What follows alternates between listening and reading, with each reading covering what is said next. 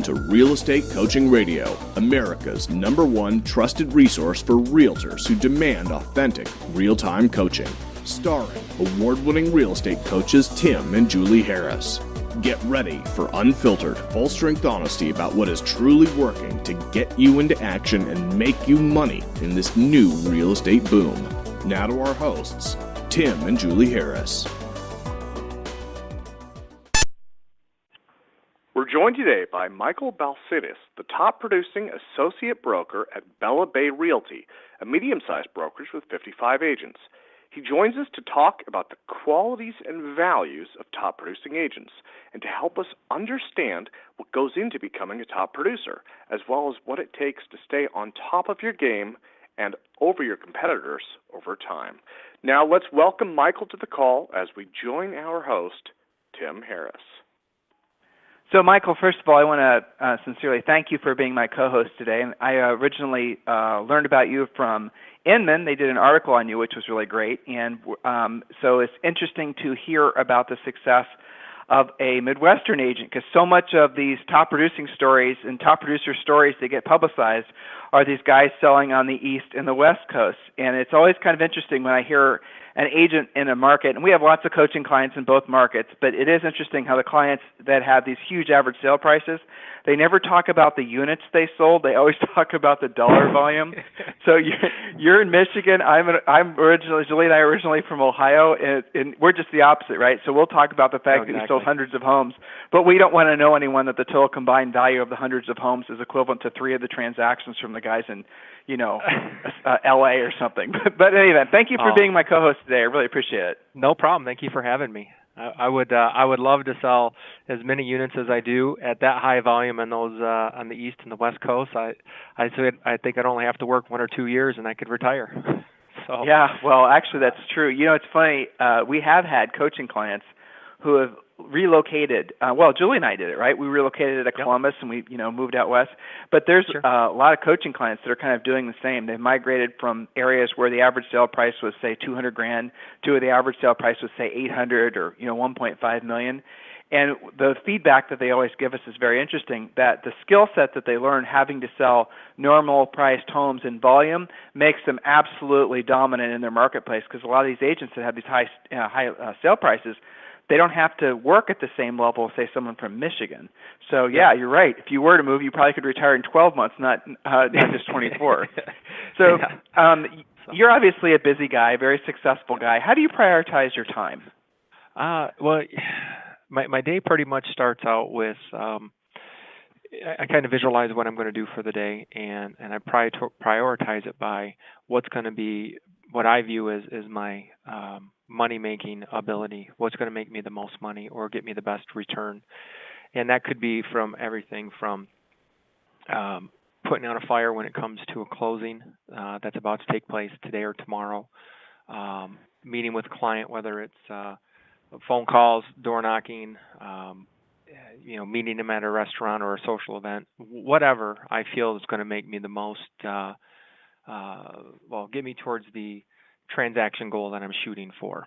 And, pretty much prioritize it just by that first, as well. I go down, do a regular to-do list or a punch list of what has to be done for the day.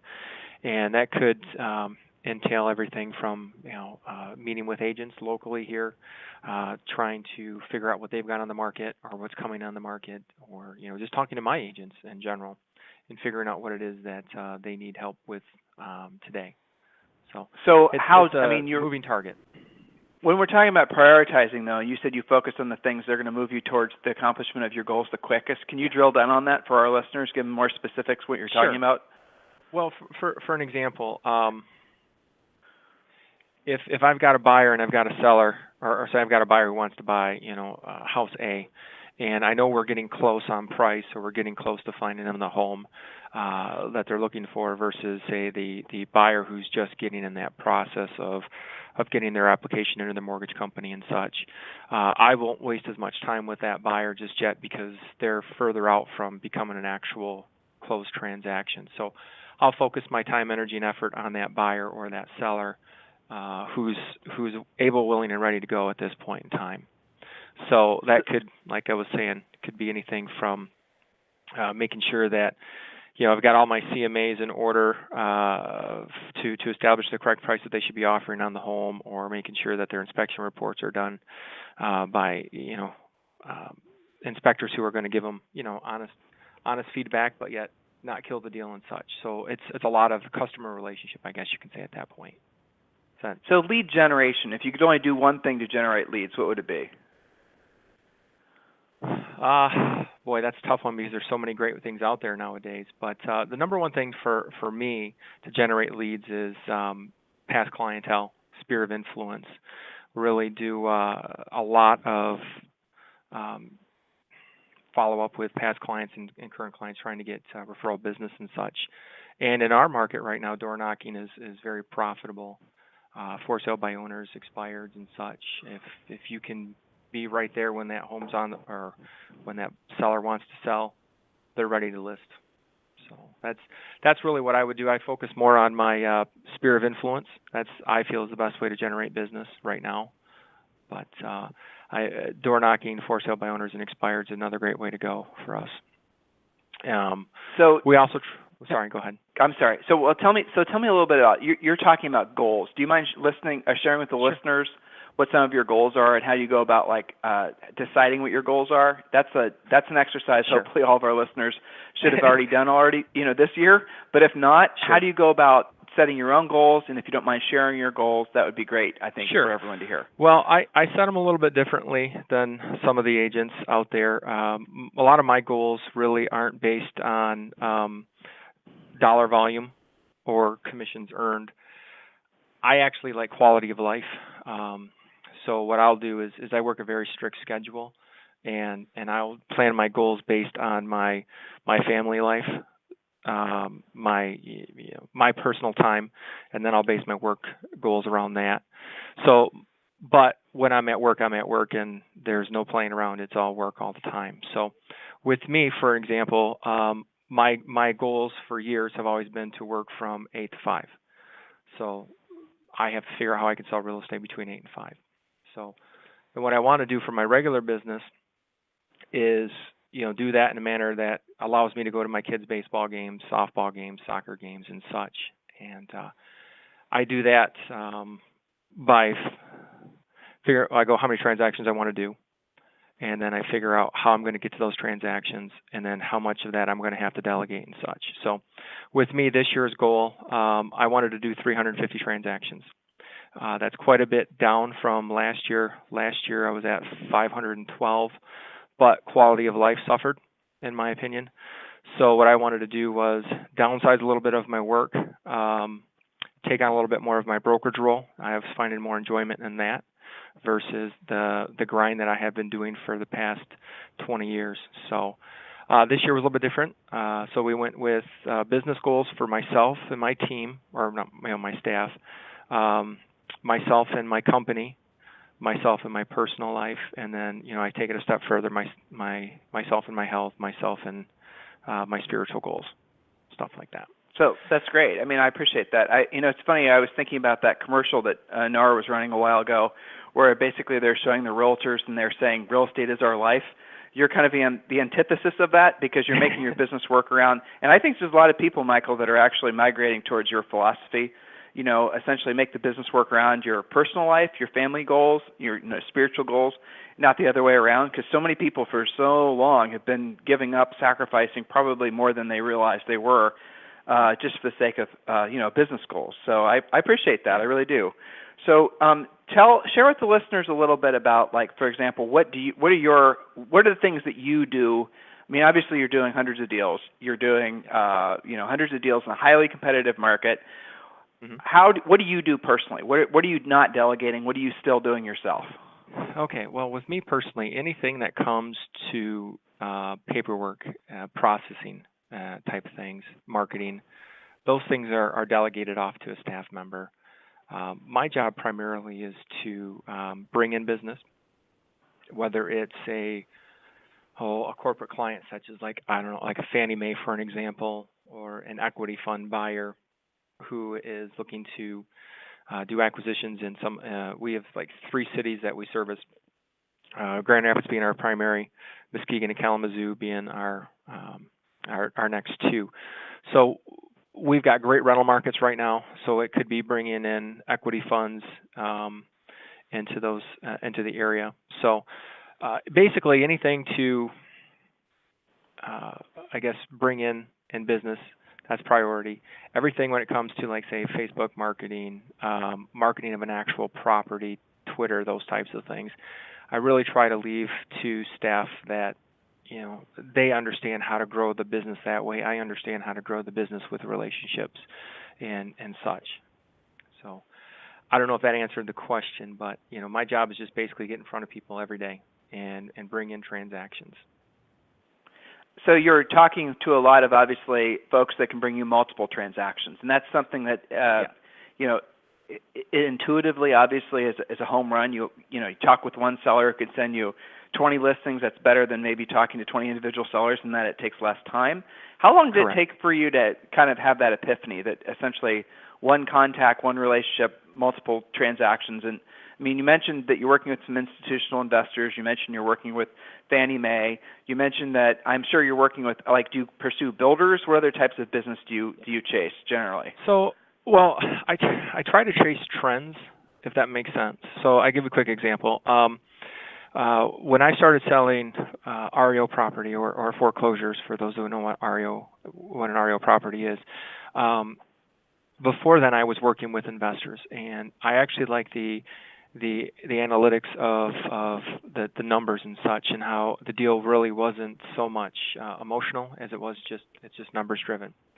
And we had run out of product for investors in our area, and one of these investors actually had asked me to call a bank on this property, and I did, and that's when I realized the bank allowed us to sell the house for them. Then a couple weeks later they called me up and, hey, we have another one if you'd like to sell it. And then that kind of opened my eyes a little bit. Well, geez, why go after the one seller who's going to list and sell with me once every 5 to 7 years when I can go after an institution or such and have them maybe give me 5, 10, 15, 20 deals a year?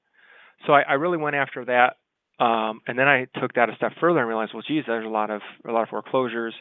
Now there's a lot of investors, a lot of product that has to be sold to investors. So then I try to do investor seminars and such, and really build up that investor pool the way that would help me to double dip a lot of my transactions. That market kind of shifted a little bit. The previous company I was at, we were doing a lot of new construction, and the new construction market was booming, and I shifted focus to work with builders. And then obviously the crash happened in 05, 06 for our area, and the building market imploded overnight, and the foreclosure market just skyrocketed, and that allowed me to increase those relationships tenfold at that point. So what also helped me with that is I've got a fantastic wife who is just absolutely customer service driven. So she was able to take on a lot of my past clients' relationships and really strengthen that. And a lot of the retail buyers and sellers that I get, I will refer to her, because it's not as profitable for my model for me to do a bunch of one-off type sales. I guess, does that make sense? Yeah, it is. I mean, so it's interesting as I'm listening to you speak. Most of the listeners, we have usually around 100,000 listeners. I'm telling you, what they're going to be surprised by is hearing that there's any REOs left in the country. I mean, so many people are under this misconception that every single market in the country, it's a seller's market. I'm from Ohio, so I totally understand how kind of frustrating it is to read these headlines and watch on the news and, the market is totally shifted. It's a total seller's market. And then, you're back in this normal market with normal sale prices with sort of, maybe it's still coming back from the recession. Mm-hmm. That actually is how a majority of the country is. A majority of the country is still licking its wounds from the recession. So, I mean, as far as investors go, can you share with the listeners some of the ways that you end up, how are you working with the buyers, the investors? Is that a lot of out-of-state? You getting a lot of international investors? Yes, and yes. It seems like Grand Rapids has just been kind of the mecca of real estate for the state of Michigan. Obviously, the Detroit market, which is on the other side of the state, is increasing at a rapid rate, and it'll eventually shift back over to that market. But our metropolitan area, we've gotten such good press from Forbes, Yahoo, all these, well, even Inman. Real Trends, all the national organizations that do surveys and such for real estate, and they've said that Grand Rapids is one of the best places to buy and sell real estate or to retire to or be employed and such. And that type of publicity has helped out tremendously. I've made a lot of great relationships over the year throughout the country, and that's allowed me to kind of have a pulse for who's buying where and what they're doing. So there's actual conferences that you can go to with that primary focus is equity fund or hedge fund buyers and such, or there's rental property owners associations in your local area. There's real estate investment trusts and such. So it's all about trying to get with those people. One of the things I did is, obviously you have a in directory of homes, I guess, of your counties, which will tell you if they're an actual homeowner or if they're a non-owner occupied, if it's a second home or third home or fourth home. I had a list compiled for me years ago, which kind of told me who were all the investors for our market, and I just went after them. I, set up appointments, I set up, phone calls, whatever I could do to get in front of the right people and show them my value. You can't just knock on someone's door and say, "Hey, I'm Joe Schmo Realtor, and I want to sell you 20 houses." You have to actually be able to prove how you can sell them 20 houses and why your service is better than the next guy's service. So I was able to do that very early in my career, and that kind of, it just kind of, led me to the path that I needed to go for investment property and such. So we've got clients all over the world. So far in the last couple of years, we sold homes to people out of China, Bulgaria, Canada, Israel, all over. It's just kind of amazing. South Africa. So Michael, just let me drill down on that. So you're saying, just so our listeners are clear on this, because again, I think a lot of them are going to be surprised to hear this, but these are investors. These are international investors that are purchasing properties. Right. So are they buying these for cash flow, or are they buying these for? I assume that being someone from Israel, cash flow. They're not flipping them, obviously. They're keeping them. No. Yeah. The majority so how do you people, manage those? Go ahead. Actually, it's kind of funny. I actually started a property management company. I never wanted one. I kind of didn't think that the profit margins were there or worthy at the time, but I have great staff, and when the REO, because our market is dwindling for REO right now, I was able to take one of my key staff members, and she had some previous property management experience, and I started a property management company. So that's actually helped us even more. So we went from basically no properties to 130 properties almost overnight with our clients. So you take, for an example, someone from, I'll just use LA for an example. So your average sales price in the Los Angeles market is, $400,000 or $500,000, something like that. You can buy 10 houses in Grand Rapids for that. So when you have and don't get me wrong, those 10 houses, 7 of them are move-in ready. So, we get a lot of investors like that. So you buy them 10 houses and you send them, checks, because our rental market is Michael, let's slow down here a little bit, because I think everyone needs to kind of hear this out. Because, that's an interesting thing to consider, right? The fact that you can buy one single-family home in probably not a great part of LA for $400,000, and you could probably rent that. Tons of coaching clients in LA, so I know the numbers. You could probably rent that place out for maybe $2,000 a month.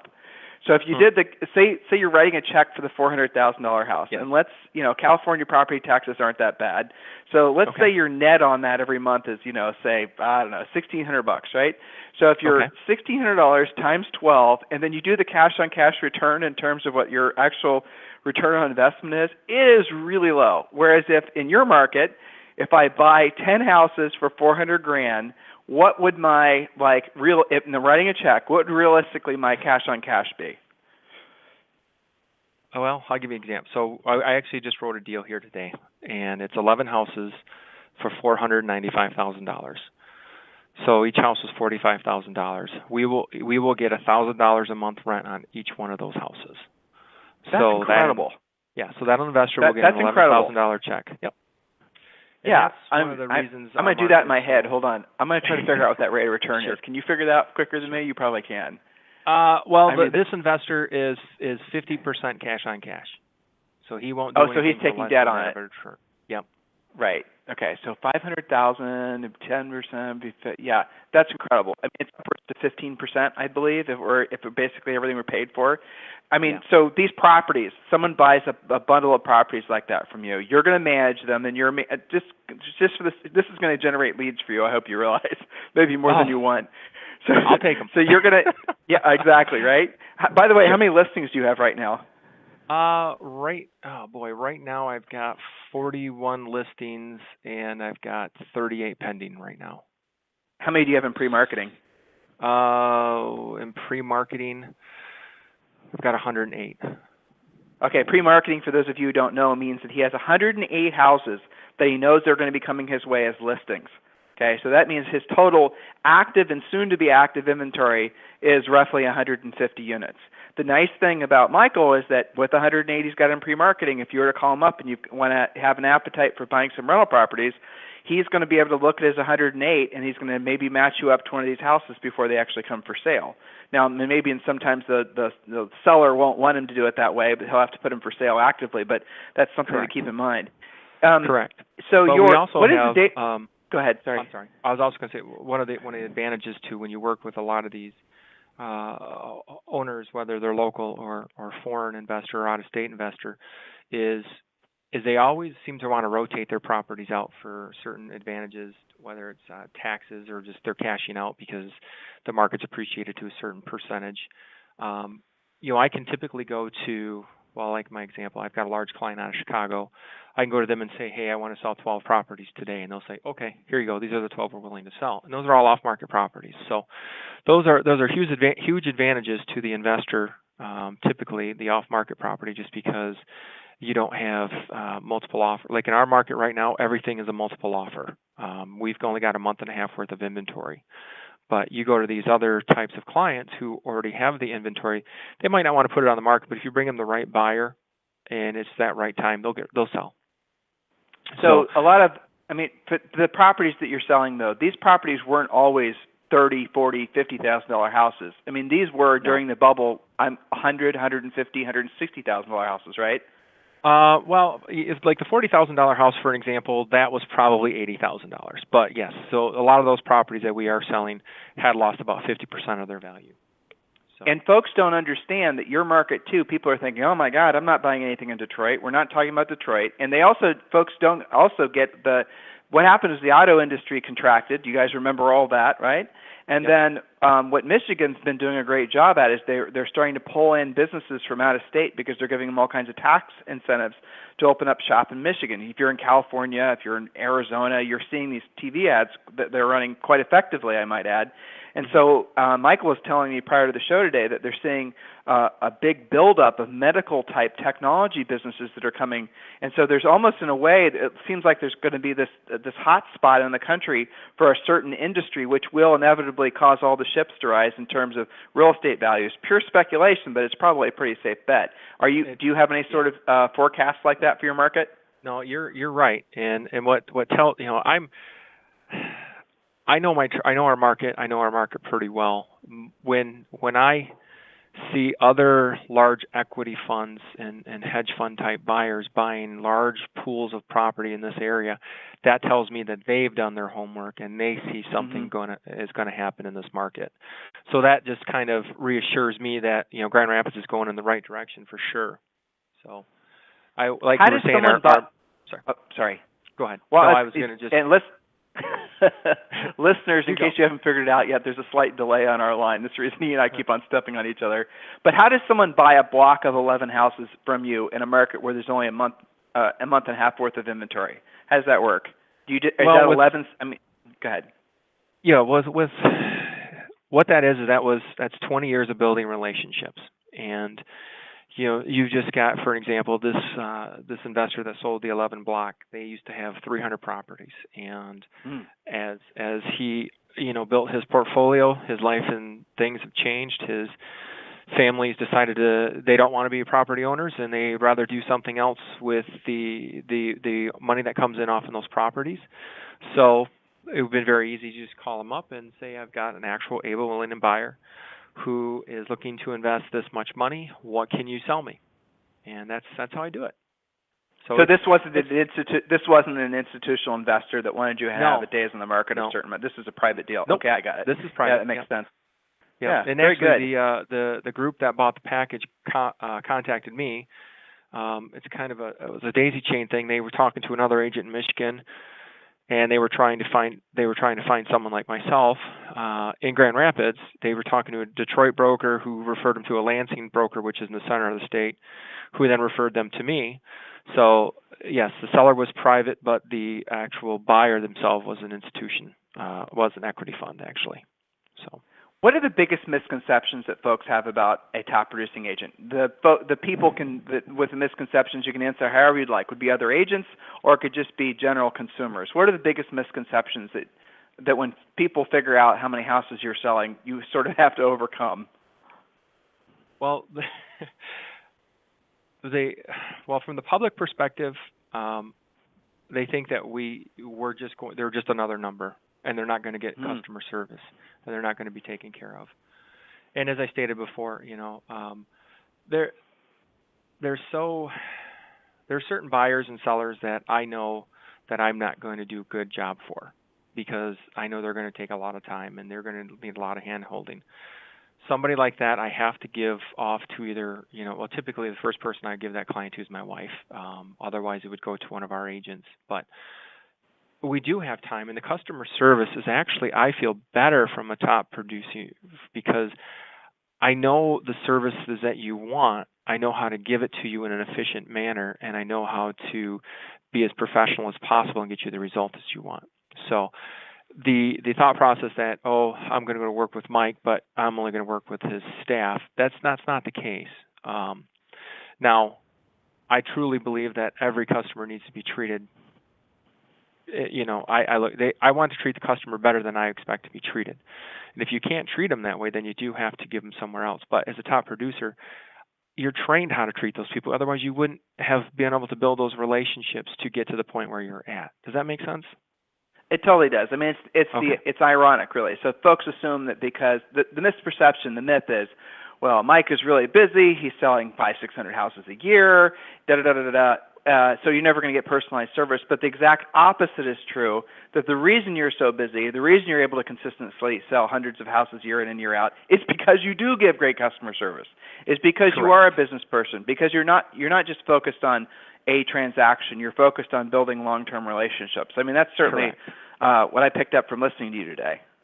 Yes, and that's the nature of the beast in this business. It's not being afraid to get belly to belly with a client. Put down the phone, stop texting, stop emailing, and actually shake their hand, look them in the eye, and they appreciate you for that. Now, my daughter, who's in college, might disagree, because that millennial generation doesn't seem to do that or want to do that. But at the end of the day, people want to know that they're being taken care of, and that's how you become successful in this business. That's my thought process on it. Well, it's definitely true. It's true for real estate, and it's true for any business. When you look at whoever is at the top of their game, so there's anomalies, right? Someone who basically is the top producer for 1 year, 100, 200 houses for 1 year, and then they trail off after that. Well, that probably was a force of nature, or they listed a subdivision, or they had a great relationship from an equity investor, or whatever. But for the most part, when you have a long-term track record of being successful like you've got it pretty much figured out. I mean, essentially how to make somebody feel that they are the most important thing to you at the moment when you're dealing with them. And that is definitely a philosophical shift I think our industry needs to kind of embrace. You're not really, I mean, would you say you're running a team or you're running a business? I mean, how would you classify the nature of your business? I run a business. I give you a quick, let me do it this way really quick. So our company, my wife and I run that. I'm the only agent who sells foreclosures in our company, okay? None of our agents really even want to deal with them because they seem to be a little bit of a headache. I look at it from a perspective of, if I do the system correctly and run the system correctly, I can multiply my transactions, multiply my income and such. And you cannot do that unless you have a business type mentality. So for an example, if you look at most attorney firms and doctors and such, when you walk in, you don't go right to the doctor. The doctor isn't filling out your blood pressure and your weight and all of that. He's delegating those things. And the same with your attorney. You go in, you explain your problem to the attorney. He gives you the FaceTime, and then he gives everything to the paralegal. But the two most important parts of those businesses are the doctor is establishing, and the same with the attorney, they're establishing the relationship, and that's where I'm at. So when I do my business is to go out, get relationships, and everything else is taken care of by staff. And the way that we do it is we set it up like just like a giant assembly line, or a system. My system, I call it my giant assembly line. So we bring in buyer A or buyer B, whatever. Each staff member knows that they got to do this on this transaction, and the same thing on the next transaction, the same thing on the next transaction. When they're done, it goes to the next assistant, and so on and so forth. So that's how I look at it. I look at it as we're running a business. So I just feel that most agents forget that, and they don't run themselves like they probably should. And I think that someone like yourself, who does a lot of coaching and stuff, that there's a huge value in coaching, because you'll be able to teach those agents how to actually run themselves like a business, because they really are, at the end of the day. They are, Mary Smith CEO, Mary Smith sales executive, Mary Smith accountant. They are their own company. So you have to run it like a business. How do you delegate without having someone feel delegated? Okay. Very, very easy on that is it's just high touch. You've got certain staff members, or even your listeners who have large teams and whatnot, you can't force the round peg into the square hole. If you have a team member or a staff member who just isn't comfortable doing a certain thing, they're not going to be able to do that thing at a high level of customer service for you. So what I try to do is really figure out, and I've be the first one to admit I've probably gone through way too many staff members over my 20 years, but it's getting the right personality in place that fits your personality, and really getting to know who your employee is, or your assistant or your team members are, and just really coming alongside of them, being a leader instead of a boss. Does that make sense? It does. I mean, you're reminding me of an old, but my mind's going to this question though. Do you think micromanaging, or like when you delegate something, it's one thing to delegate it, it's another thing to basically just completely forget that you even assigned it to somebody.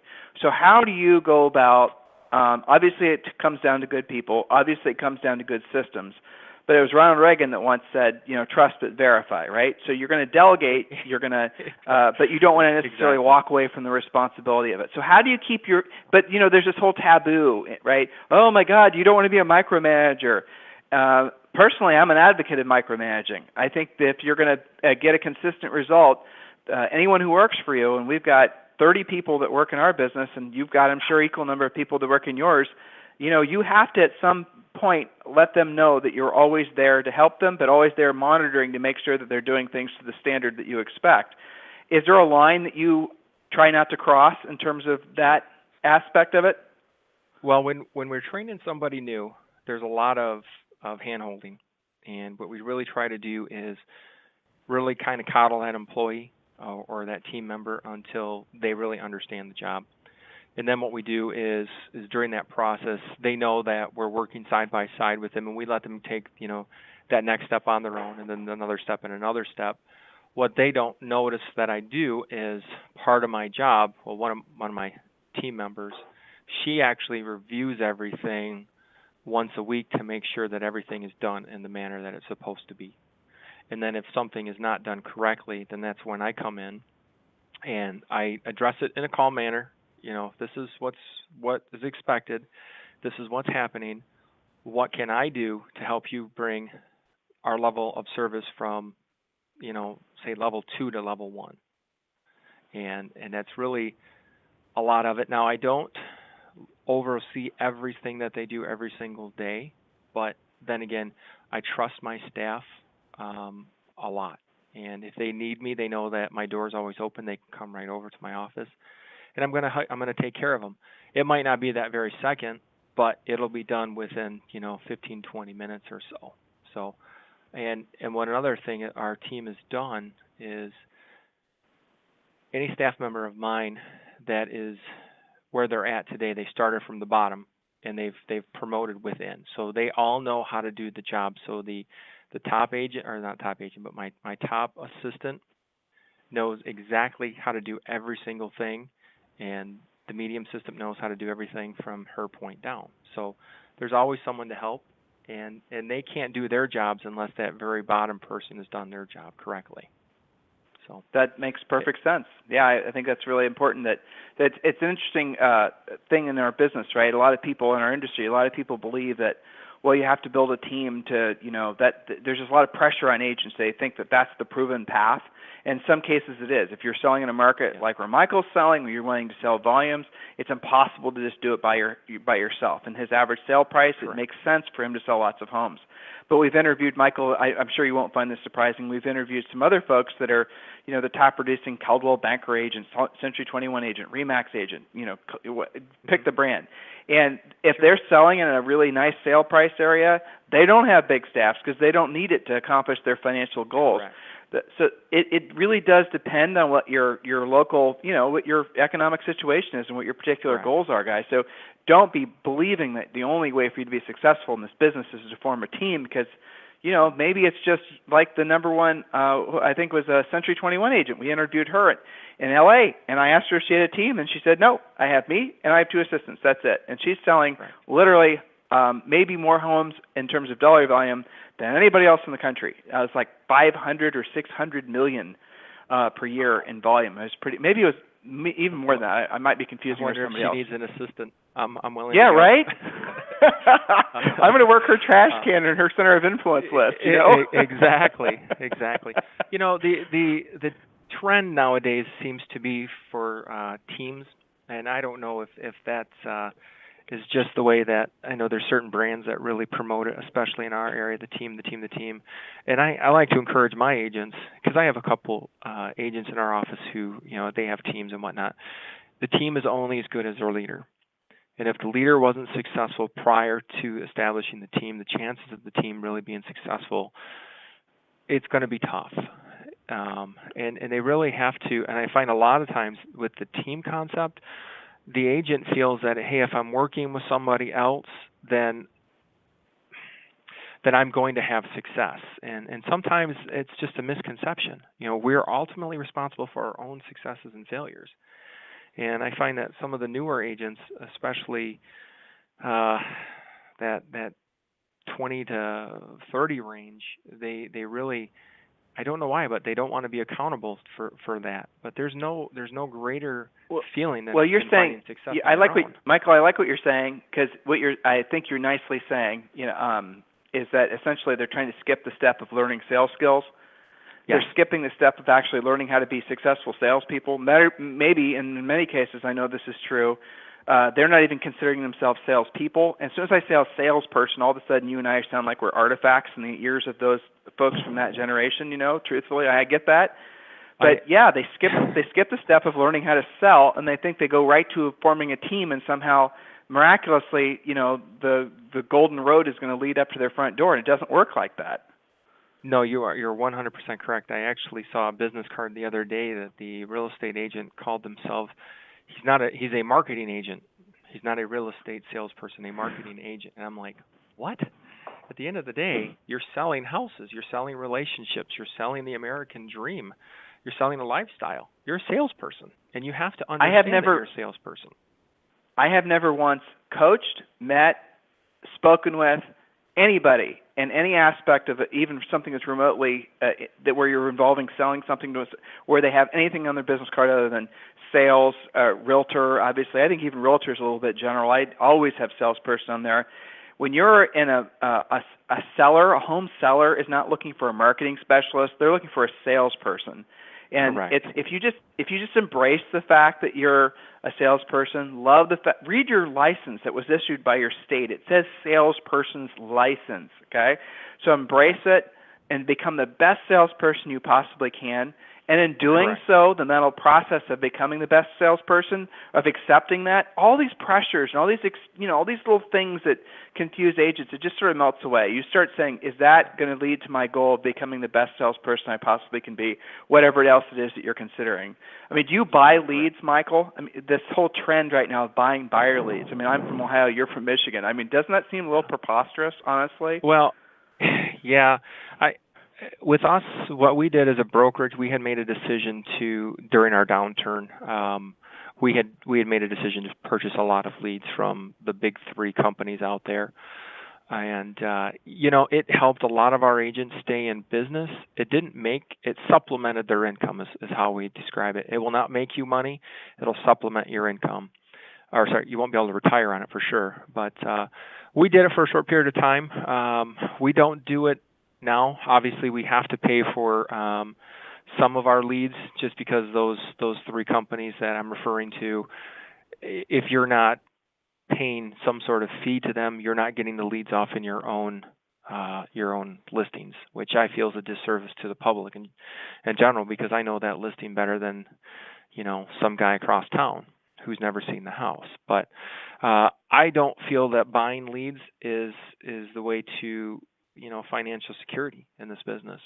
I don't feel that it allows the agent to actually get out there and experience how it is to truly sell real estate. It does. It's nice that you get in front of people, but if that person, it's very rare to, 1%, I think NAR has a statistic on that internet leads are converted as 1%.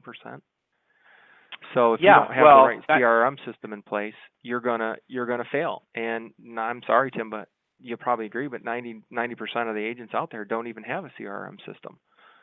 So they're just buying leads or throwing it away. Well, 99.9% are out there, and you look at the statistics, don't know how to, even if they got a great seller lead, they don't have a pre-listing pack, they don't know how to pre-qualify a seller, they don't have a listing presentation, they just basically wing it, or they go to another agent in their office and say, what do you do? I mean, so if you become you obviously get this, and it'll almost seem strange when I say this, it's because it seems and feels like common sense. If you can be a listing agent, listeners, and this is going to maybe be published on Inman, so maybe some of you guys aren't regular listeners to this radio show, become a listing agent. Do everything in your power. Do yourself the greatest favor ever. Learn how to become a listing agent.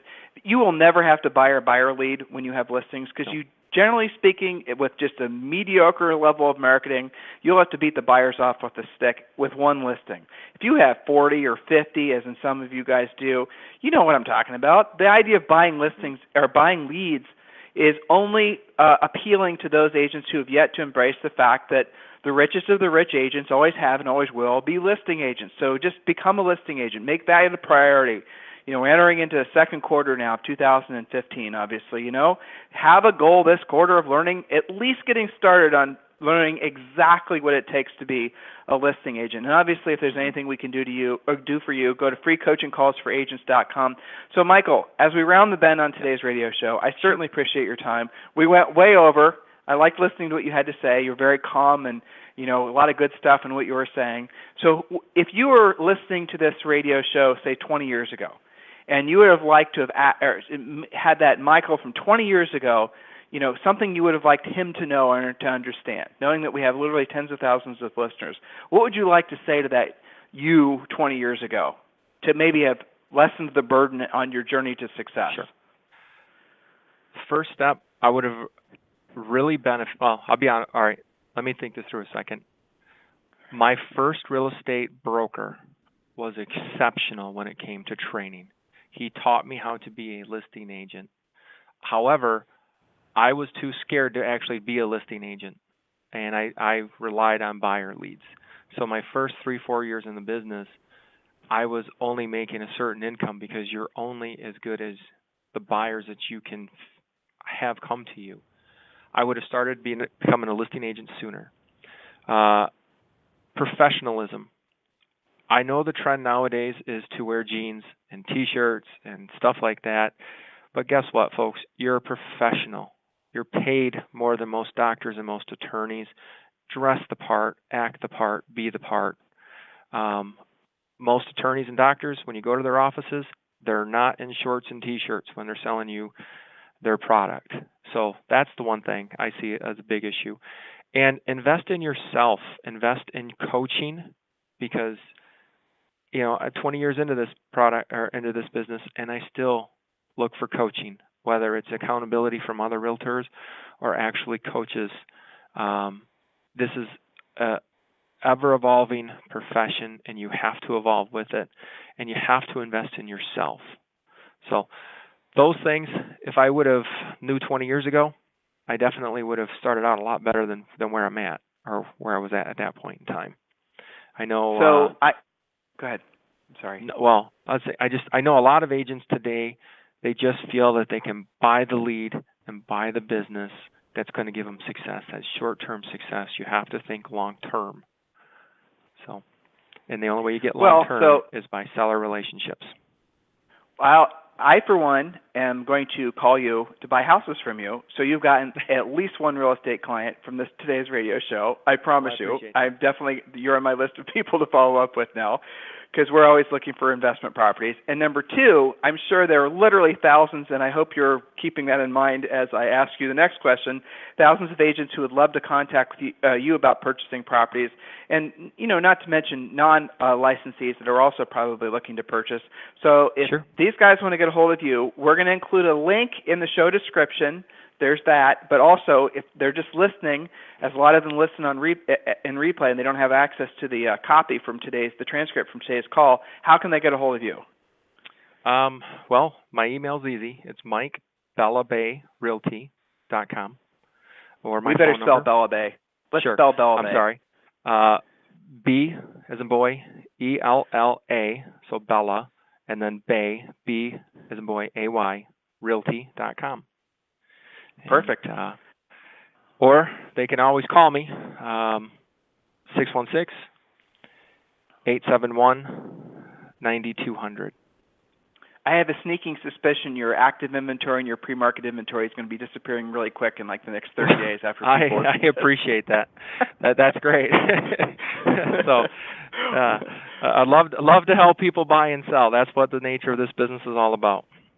Michael, I really enjoyed speaking with you today. I wish, honestly, if I could give the industry a wish, it would be to have more folks like you in the business, because you're professional. You've got your head screwed on straight. You give people good business advice, and also, I don't think necessarily you position yourself this way, but what you say and how you say it is inspiring to the individual practitioner, but also I think you're setting the benchmark for the industry. So for that, I sincerely appreciate you being my co-host today. It was my pleasure, and I do sincerely appreciate you being my co-host today. And listeners, obviously reach out to Michael if you would like to purchase properties, or if you maybe are in the market, in his market in particular, and you're looking to join obviously a very forward-thinking professional brokerage, give him a call. Absolutely. So Michael, thank you very, very much for being my co-host today. Have a great weekend, everyone. Bye. You too. Bye.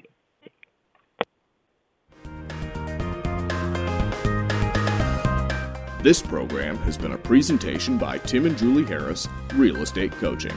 For more information on our real estate coaching and training programs, visit our website at timandjulieharris.com. Remember to tune in weekdays at noon for upcoming shows, and until next time, thank you for listening to Real Estate Coaching Radio with Tim and Julie Harris.